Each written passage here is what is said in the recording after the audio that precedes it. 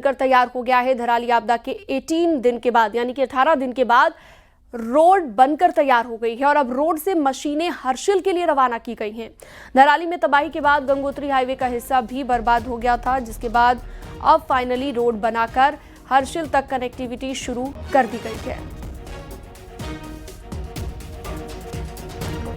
तो रोड से हर्षिल भेजी गई मशीनें 18 दिन के बाद बनकर तैयार हो गई है सड़क। ये बड़ी जानकारी इस वक्त खबर से जुड़ी हुई हम आपको दे रहे हैं।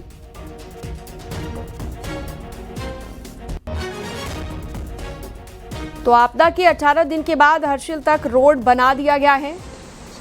बड़ी खबर इस वक्त हम आपको बता रहे हैं। हर्षिल से भेजी गई हैं मशीनें।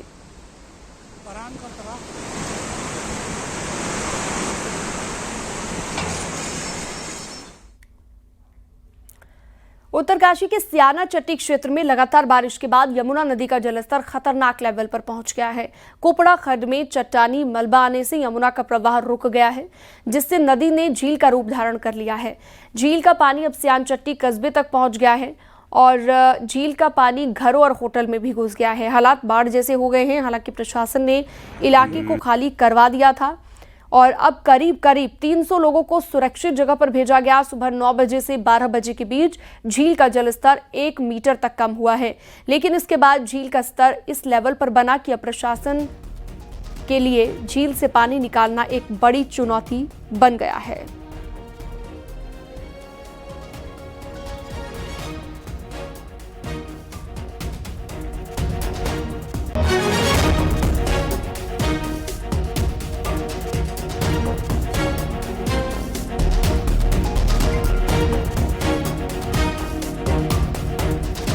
अभी पानी करीब 1 मीटर नीचे हुआ है। हमने अपने तकनीकों का इस्तेमाल करते हुए नदी को खोला है, उसको थोड़ा डिस्चार्ज बढ़ा है उसका, लेकिन अभी थोड़ा समय और लगेगा इस पर काम करते हुए। तो टीमें हैं यहाँ पे और इस तरह का अभी कोई इशू नहीं है। हाँ, जो पानी में प्रॉपर्टी सबमर्ज हुई है उन लोगों को कल रात ही हमने इवैक्यूएट कर दिया था। सेफ जगह पे हैं, सुरक्षित हैं और अभी हम लोग मौके पे हैं और नज़र रख रहे हैं।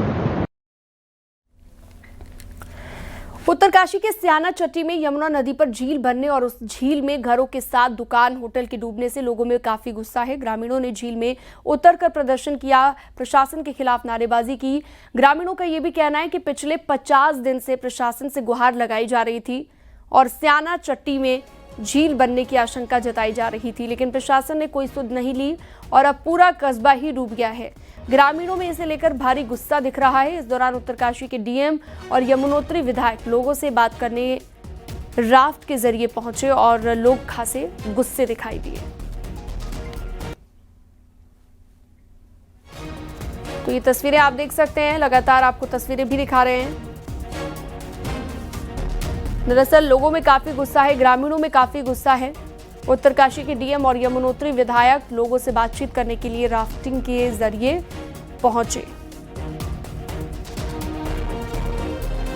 और पिछले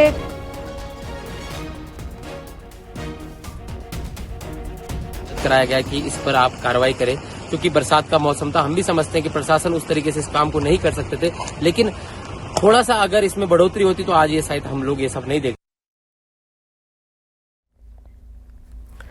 बढ़ते हैं आगे और अगली खबर आपको बताते हैं। मुख्यमंत्री पुष्कर सिंह धामी ने पौड़ी के जितेंद्र की आत्महत्या के मामले में दुख जताया है। सीएम धामी ने परिवार से फोन पर बात की है, शोक संवेदनाएं जताई हैं। सीएम धामी ने कहा कि इस मामले में कानून की सुसंगत धाराओं में कठोर कार्रवाई की जाएगी। सीएम धामी के निर्देशों के बाद अब आज पौड़ी की डीएम स्वाति भदौरिया और एसएसपी लोकेश्वर सिंह ने मृतक जितेंद्र कुमार के परिजनों से मुलाकात की है और उन्हें अब तक हुई कार्रवाई के बारे में जानकारी दी गई है। लोगों से फोन पर बात की गई। मुख्यमंत्री ने भरोसा दिया निष्पक्ष जांच यहां पर की जाएगी। साथ ही आपको जानकारी दे दें कि दोषियों पर सख्त कार्रवाई की बात कही। पुलिस ने हिमांशु चमोली समेत 5 लोगों पर मामला दर्ज कर लिया है।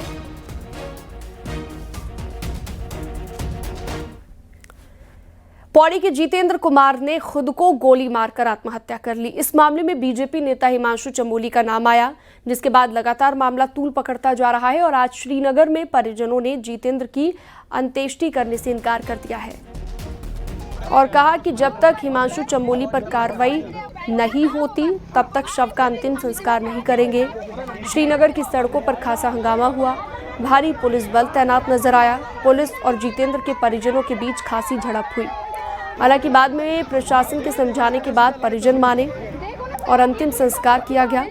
परिवार ने हिमांशु चमोली को फांसी की सजा देने की मांग की।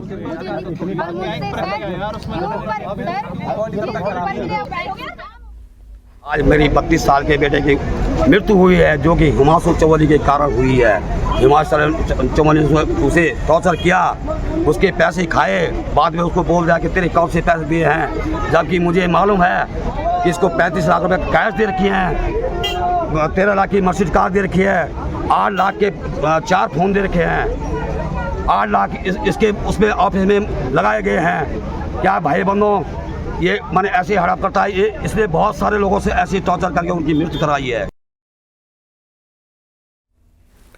पुलकित आर्या, अनामिका सिंह और हिमांशु चमोली बीजेपी और संघ से जुड़े ये कुछ ऐसे नेता हैं जिनकी वजह से सत्ताधारी दल बीजेपी की खूब किरकिरी हो गई। ऐसे में बेवजह बेइज्जती से बचने के लिए पार्टी के सीनियर नेता डैमेज कंट्रोल में जुट गए हैं। देखिए।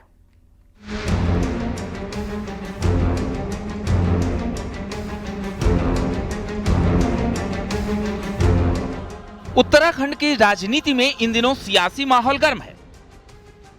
पॉलिटिकल पार्टी के ऑफिस से लेकर सोशल मीडिया के गलियारों में बीजेपी के पदाधिकारी रहे हिमांशु चमोली प्रकरण की वजह से माहौल गरमाया है। पार्टी इन मुद्दों से कैसे किनारा करे, इसके तोड़ में जुटी है। पार्टी सूत्रों की माने तो बीजेपी के एक कद्दावर राष्ट्रीय नेता ने हिमांशु चमोली की पॉलिटिक्स में एंट्री करवाई थी, इसलिए उसका कई राष्ट्रीय नेताओं के साथ भी अच्छा कनेक्शन रहा है। अब मामला बढ़ा तो पार्टी हिमांशु चमोली से किनारा कर चुकी है, लेकिन पूरे मामले के सामने आने के बाद पार्टी नई कार्यकारिणी के लिए फूंक फूंक कर कदम रखना चाहती है। कई अपवाद स्वरूप इस प्रकार की घटनाएं आती हैं, तो अपवाद तो सभी जगह रहते हैं, लेकिन फिर भी भारतीय जनता पार्टी का जो प्रदेश नेतृत्व है, इस बार जो भी नई कार्यकारिणी बनेंगे, क्योंकि अभी जिले के पदाधिकारी बनने हैं, प्रदेश के पदाधिकारी बनने हैं, तो इसमें हम इस बात को प्राथमिकता देंगे कि पूरा छानबीन करके पूरी तहकीकात के आधार पर हमारे नए पदाधिकारी बने। हिमांशु चमोली को जानने वाले नेता कहते हैं कि उसे देखकर नहीं लगता है कि ऐसा व्यक्तित्व तो होगा। नई कार्यकारिणी में पार्टी को देखना पड़ेगा कि किसे शामिल किया जा रहा है, क्योंकि इस तरह के मामले चिंताजनक हैं और कार्रवाई होना जरूरी है। हिमांशु का जहाँ तक सवाल है, पहले ऐसा नहीं लगता था कि इस प्रकार का मामला सामने आएगा। पहले साफ सुथरा तरीके से काम वो देखता था, किंतु जो सामने मामला आया है ये दुखद है, चिंताजनक विषय है। और आज एक व्यक्ति को सीधे नाम लेकर के और उस व्यक्ति को हमेशा के लिए इस दुनिया से जाना पड़ा, ये चिंताजनक विषय, इसमें उच्च स्तर से जांच होनी चाहिए। बीजेपी पिछले दिनों आए इन मामलों की वजह से फजीहत झेल रही है, जिससे कैसे पार निकला जाए इसी का तोड़ अब संगठन निकालने की जुगत में है। न्यूज़ 18 के लिए देहरादून से भारती सकलानी की रिपोर्ट।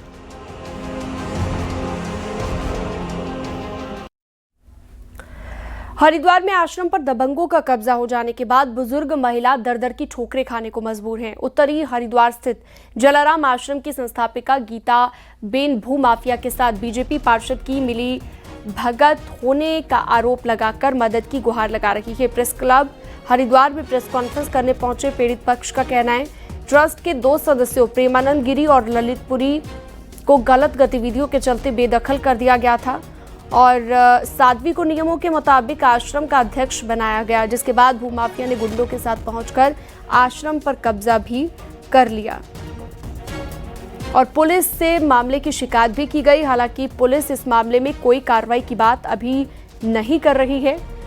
कब्जे और आश्रम में खुर्द-बुर्द किए जाने के पीछे बीजेपी पार्षद का भी नाम यहां पर सामने आ रहा है। नहीं चलने देते मेरे असम में। मैंने पैसे दिए, महाराज बोलते उसको काट दो काट के पानी नाक दो, मार दो, काफी नाको। महाराज ने पेमने बोला नहीं, नाम लो पेमने ने बोला महाराज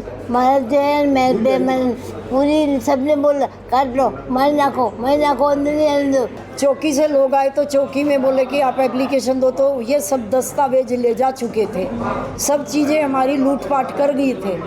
दिन दिहाड़े घुमा रहा है कि तुरंत इन पे FIR की जाए, सख्त से सख्त कार्रवाई की जाए, और जिस तरह से भाजपा नेता ऐसे ये जो पार्षद अपने आप को नेता बताते हैं, इनकी लगाम कसी जाए। किसान नेता राकेश टिकैत हरिद्वार पहुंचकर बहादुराबाद स्थित टोल प्लाजा पर चल रहे किसानों के धरने में शामिल हुए। गुरुवार को देहरादून कूच करके भारतीय किसान यूनियन टिकैत गुट से जुड़े किसानों पर हुई लाठीचार्ज से किसानों में काफी आक्रोश है। राकेश टिकैत ने किसानों को बलपूर्वक रोकने में शामिल अधिकारियों पर कार्रवाई की मांग की है। राकेश टिकैत ने चेतावनी दी कि जब तक कार्रवाई नहीं होगी और किसानों की मांगे नहीं मानी जाएंगी, तब तक किसानों का धरना बहादुराबाद टोल पर लगातार जारी रहेगा। इनको क्यों रोका, क्यों इन पर लाठीचार्ज करा, कौन सा जुल्म इन्होंने कर दिया? क्या पुलिस प्रशासन ने जो यहाँ पे थे, उन्होंने अपने थाने पे, अपने पुलिस स्टेशन पे क्या स्मार्ट मीटर लगवा लिए? मतलब ये जनता को सुधारने का काम करेंगे। आप भी एक बार पूछ रहे हैं उनको अपनी गाड़ी का भाई रजिस्ट्रेशन दिखा दो। सरकार से प्रशासन से पहले तो भाई जो यहाँ पर लाठीचार्ज कल करा उसका हिसाब दे दें। मुख्यमंत्री पुष्कर सिंह धामी ने दिल्ली में केंद्रीय बिजली मंत्री मनोहर लाल खट्टर से मुलाकात की। इस दौरान ऋषिकेश, हरिद्वार और दूसरे तीर्थ क्षेत्रों में आगामी कुंभ 2027 को ध्यान में रखते हुए बुनियादी ढांचे के विकास, आवास योजनाओं से जुड़े विषयों पर केंद्र सरकार से सहयोग मांगा। वहीं ऋषिकेश के गंगा कॉरिडोर में बिजली लाइनों को अंडरग्राउंड करने और ऑटोमेटिक करने से जुड़े मामले में 547 करोड़ की DPR को मंजूरी देने पर भी आभार जताया गया है।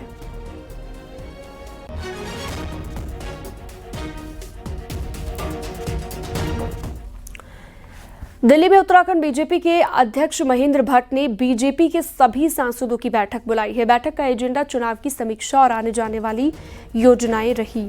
इस दौरान मुख्यमंत्री पुष्कर धामी ने भी मीटिंग में शामिल हुए और कई मुद्दों को लेकर बातचीत उन्होंने की। हालांकि इस मीटिंग में कुछ सांसद नहीं पहुंचे। सांसद महेंद्र भट्ट के घर पर आयोजित मीटिंग में सांसद अजय टम्टा और माला राज्य लक्ष्मी पहुंची, जबकि सांसद अनिल बलूनी, नरेश बंसल और कल्पना सैनी बैठक में नहीं पहुंचे और नहीं पहुंचने की वजह व्यस्तता बताई गई। जबकि सांसद और पूर्व मुख्यमंत्री त्रिवेंद्र रावत मीटिंग में पहुंचे और सिर्फ 1 मिनट के भीतर निकल गए।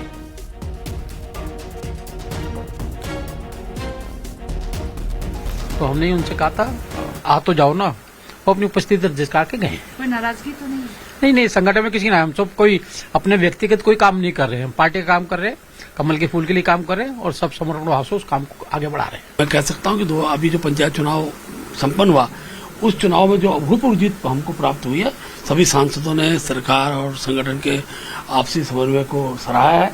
और मैं कह सकता हूं कि 2027 के अंदर भी भारतीय जनता पार्टी के एक साथ एक सूत्र में बनते हुए और कार्यकर्ताओं को उत्साह अर्जित करने के लिए हमने सभी सांसदों का आह्वान किया। बीजेपी के राष्ट्रीय मीडिया प्रमुख और गढ़वाल से सांसद अनिल बलूनी ने उपराष्ट्रपति पद के लिए एनडीए के उम्मीदवार सीपी राधाकृष्णन से मुलाकात की, उनका अभिनंदन किया। अनिल बलूनी के साथ उत्तराखंड के अन्य सांसद भी मौजूद रहे। बलूनी ने बताया कि उत्तराखंड के सभी सांसदों के साथ राधाकृष्णन को चुनाव के लिए अग्रिम बधाई और शुभकामनाएं दी गई। इस दौरान उनका अभिनंदन भी किया गया। अनिल बलूनी ने कहा, राधाकृष्णन की बौद्धिकता और अनुभव सर्वोच्च सदन की गरिमा को बढ़ाने और सदन को सुचारू रूप से चलाने में अत्यधिक कारगर साबित होगा।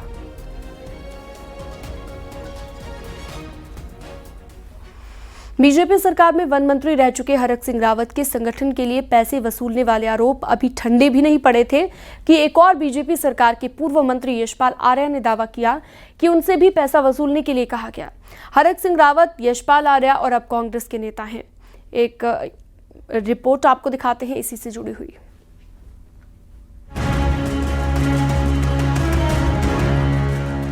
क्या साल 2018 में उत्तराखंड बीजेपी ने आजीवन सहयोग निधि इकट्ठा करने के लिए अपने मंत्रियों को बड़े टारगेट दिए थे?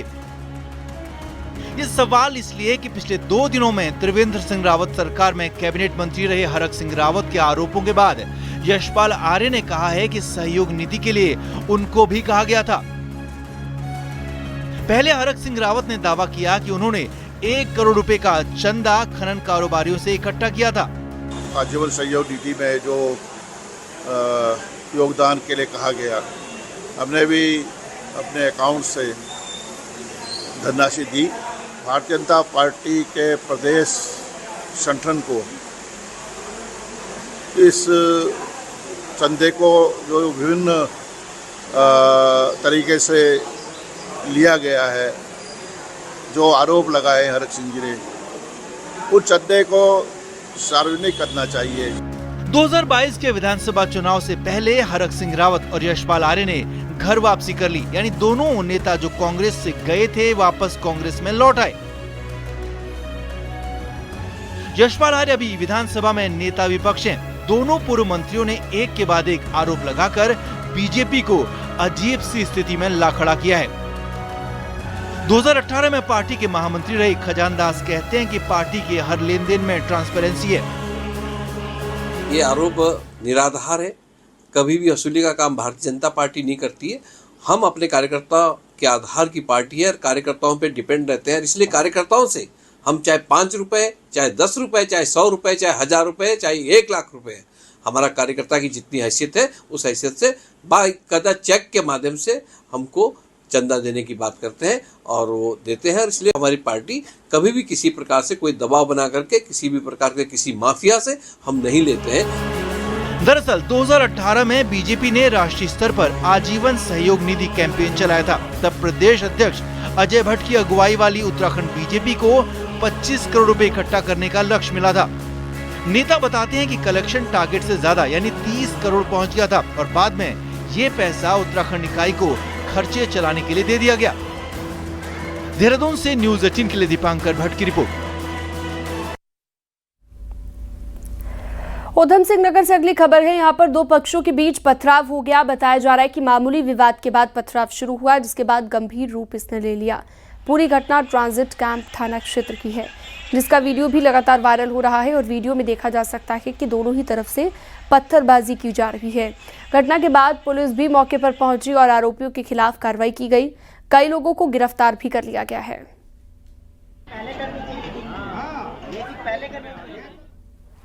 और अब एक नजर पहाड़ की 10 बड़ी खबरों पर। हरिद्वार में किराएदार की नाबालिग बेटी के साथ दुष्कर्म करने वाले आरोपी युवक को पुलिस ने गिरफ्तार कर लिया है। हल्द्वानी के वनभूलपुरा कांड के 2 और आरोपियों को हाईकोर्ट से जमानत मिल गई है। निजाम और शारिक को कोर्ट ने जमानत पर रिहा कर दिया है। जन कवि गिरीश तिवारी गिरदा की पुण्यतिथि पर नैनीताल में कई कार्यक्रम आयोजित किए गए। लोगों ने जनगीतों के साथ रैली निकाली। रुद्रप्रयाग के नरकोटा गांव में सीडीओ ने प्राइमरी स्कूल का औचक निरीक्षण किया। शिक्षा की गुणवत्ता बेहतर करने को कहा। राज्य में स्कूलों को बंद करने के फैसले पर अल्मोड़ा विधायक मनोज तिवारी ने राज्य सरकार पर हमला बोला। बर्ड फ्लू की आशंका के चलते कॉर्बेट टाइगर रिजर्व में अलर्ट जारी किया गया है। स्टाफ भी अलर्ट पर है। पिथौरागढ़ के सीडीओ दीपक सैनी प्रोजेक्ट 21 के तहत 7 दर्रों को पार करेंगे। साथ ही प्राइवेट वाइब्रेंट विलेज में आर्थिक गतिविधियों की भी समीक्षा करेंगे। श्रीदेव सुमन यूनिवर्सिटी में परीक्षा में गड़बड़ियों के खिलाफ छात्रों ने उग्र प्रदर्शन किया। प्राचार्य का घेराव कर तालेबंदी की। उत्तरकाशी के स्याना चट्टी में एक गाय झील को तैरकर पार करके पहुंची। पछुआ दून में वायरल फीवर के मामले बढ़ते जा रहे हैं। उप जिला अस्पताल में हर रोज 40 से ज्यादा ऐसे मरीज सामने आ रहे हैं। राज्य की कानून व्यवस्था और राज्य में चल रहे गन कल्चर पर हाईकोर्ट सख्त हो गया है। हाईकोर्ट में राज्य के डीजीपी और सचिव गृह पेश हुए हैं और उन्होंने बताया है कि पंचायत चुनावों में सीबीसीआईडी की जांच शुरू कर दी गई है। हालांकि कोर्ट ने इन दोनों अधिकारियों को 2 हफ्तों में पूरे मामले में एक्शन टेकन रिपोर्ट उनसे मांगी है और कहा है पंचायत चुनाव से लेकर खनन और समाज में हो रहे अपराधों को रोकने के लिए प्लान कोर्ट में दिया जाए। कोर्ट इस मामले की सुनवाई 12 सितंबर को करेगी। सुनवाई के दौरान कोर्ट ने ये भी टिप्पणी की है कि सिर्फ कुछ लोगों को पकड़ा जाता है लेकिन उनके आकाओं तक नहीं पहुंचा जाता है। माइनिंग वायलेंस, अदर वायलेंस, जो 3 कैटेगरी, सेफ्टी एंड सिक्योरिटी जो वायलेंस है, वो 3 चीजों का क्या ब्लूप्रिंट होगा वो बनाओ, वो चीफ साहब ने कहा है। और मुझे लगता है बहुत सालों बाद ऐसा चीफ जस्टिस आया कि इतने छोटे पीरियड में वो ये समझ गया इस राज्य में ग्रोइंग वायलेंस किन किन, वो मेन कॉज क्या है। सरकार ने हल्द्वानी के दमुवा ढूंगा में रह रहे हजारों लोगों को उनके घर और जमीन का मालिकाना हक देने के लिए सर्वे का फैसला लिया है, जिससे इलाके के लोग बेहद खुश हैं। लेकिन इस फैसले के बाद उत्तराखंड के सैकड़ों वनग्रामों में रह रहे लोग भी अपने घर का सपना देखने लगे हैं। देखिए, ये पटाखे हल्द्वानी के दमुआ ढूंगा के हजारों लोगों की खुशी का इजहार है, जिन्हें धामी सरकार के फैसले से फॉरेस्ट की जमीन पर अपना मालिकाना हक मिलने का रास्ता साफ हो गया है। सरकार ने यहाँ सर्वे का आदेश दिया है ताकि राजस्व विभाग के नक्शे में यहाँ रह रहे लोगों का नाम मालिक के तौर पर चढ़ सके। लेकिन दमुआ ढूंगा के इस फैसले ने उत्तराखंड के 300 से ज्यादा गाँव के लोगों के दिल में ऐसी ही आस जगा दी है, जो सालों से मालिकाना हक की लड़ाई लड़ रहे हैं। खासतौर पर हल्द्वानी के करीब बिंदुखत्ता, चोरगलिया और गौरा पार में रह रहे लोग उम्मीद लगा बैठे हैं। दमुआ ढूंगा के शासनादेश के लिए पहले तो मुख्यमंत्री जी का धन्यवाद। इसी की तर्ज पर लालकुआ विधानसभा का जो सबसे बड़ा इलाका है बिंदुखत्ता, उसी की तर्ज पर हमारा सुल्तान नगरी है, अपना बागजाला है, चोरगलिया क्षेत्र के बहुत सारे बिहारी नगर, देवपुर सनवाल, इस तरह के बहुत सारे वन भूमि के लोग हैं। हम लोगों की यही मांग है कि दमुआ ढूंगा की तर्ज पर भी हमें भी बिंदुखत्ता के साथ साथ राजस्व गाँव का दर्जा मिले। जो ये वन विभाग में जो दिक्कतें हो रही हैं, मैं चाहती हूँ कि उनको भी उनका मालिकाना हक मिले, उनकी जो ज़मीनें हैं उनमें भी उनका अधिकार हो। पूर्ण तरह से हम सरकार से यही आशा करते हैं। जाहिर है एक जगह से सिलसिला शुरू हुआ तो लोगों को उम्मीद है कि ये सिलसिला आगे भी बढ़ेगा। वहीं कांग्रेस भी दमुआ ढूंगा को लेकर सीएम धामी के फैसले से खुश है, जबकि सरकारी नुमाइंदे आगे और भी फैसले होने के दावे कर रहे हैं। माननीय मुख्यमंत्री पुष्कर सिंह धामी जी ने जो है इस पर रोक हटाई है और लोगों में असमंजस की स्थिति थी कि जिस तरह से प्रशासन वहाँ पर जाके बोर्ड लगा रहा था और कहीं बेघर ना हो जाएं, ये लोगों के अंदर संशय था, वो आज दूर हुआ है। मैं धन्यवाद भी ज्ञापित करना चाहता हूँ और बधाई भी देना चाहता हूँ। निश्चित रूप से बिंदुखत्ता का मामला भी बहुत लंबे समय से लटका हुआ है और कई बार उसमें कार्रवाई होती है फिर रुक जाती है। सरकार पूरी तरह इस बात में लगी है कि सबको राजस्व गांव घोषित हो, सब मालिकाना हक मिले, इसके लिए प्रयास जारी है। उत्तराखंड में कई सारे ऐसे इलाके हैं जिनमें राजस्व की बंदोबस्ती नहीं है। ऐसे इलाके पहाड़ से लेकर मैदान तक मौजूद हैं। समय के साथ यहाँ बड़ी संख्या में आबादी भी बस गई है, लेकिन लैंड का स्टेटस क्लियर ना होने के कारण लोगों को इसका मालिकाना हक नहीं मिल रहा, जिसका संघर्ष लोग पीढ़ी दर पीढ़ी कर रहे हैं। हल्द्वानी से न्यूज़ 18 के लिए शैलेंद्र नेगी की रिपोर्ट।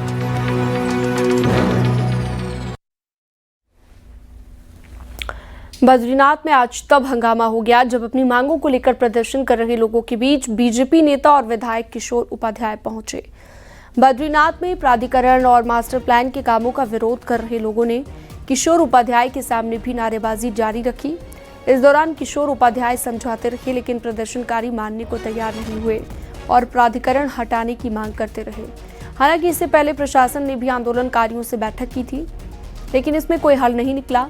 अब खुद मुख्यमंत्री धामी ने 29 अगस्त को देहरादून में बातचीत के लिए उन्हें बुलाया है, जिसमें कुछ सहमति बनने की उम्मीद है। बद्रीनाथ में प्रदर्शन को 20 से ज्यादा दिन हो चुके हैं।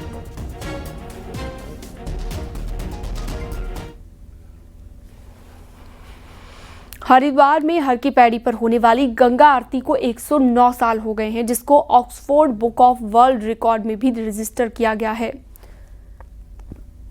सांस्कृतिक और सामाजिक परंपराओं का संरक्षण करने वाली लंदन की Oxford book of world record के प्रतिनिधियों ने हर की पैड़ी पर स्थित गंगा सभा के ऑफिस पहुंचकर गंगा सभा को सम्मान सौंपा।